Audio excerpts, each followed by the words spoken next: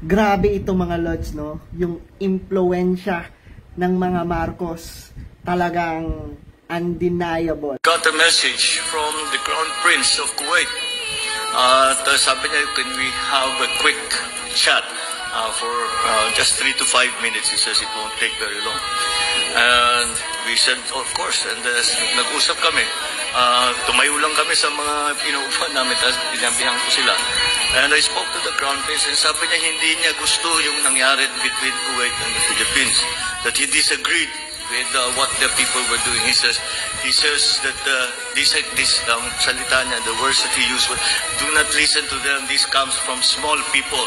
I do not agree with what they have been doing. And in fact, she said, I do not want,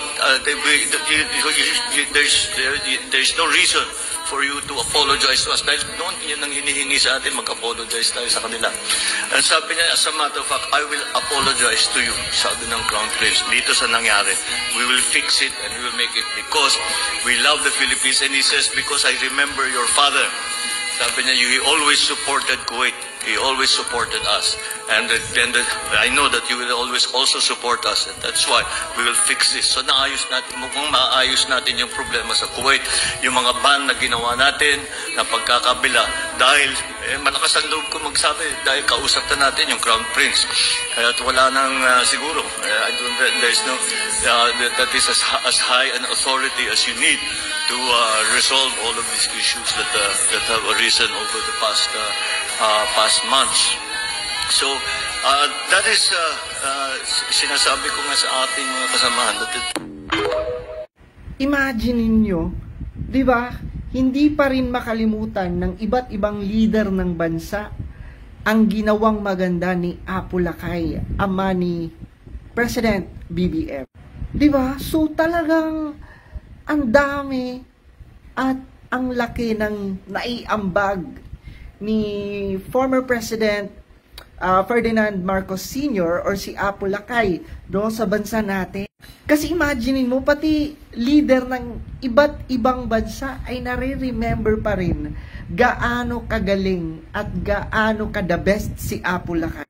Grabe no, the great Apo Lakay. And kumbaga ngayon ay ginagawa naman lahat ng ating presidente yung kanyang makakaya, no, to reach out sa mga iba't ibang leader ng bansa para na rin sa bansa natin. And nabalita rin na yung deployment ban of workers, no, sa Kuwait to Kuwait ay magtatapos na. Kaya alam nyo mga lords, yan yung isa sa rason bakit importante yung mga state visits ng ating presidente. Kasi kung ano man yung problema, no, na or mga issues ng dalawang bansa ay naaayos because of that. 'Di ba? Kasi nag-o-open ng communication and kita nyo naman na maayos yung 'di ba? Maayos, maganda at naging produktibo, no, ang pag-state visit ni President Marcos, 'di ba, sa Saudi Arabia. At ito pa mga lords, pakinggan natin.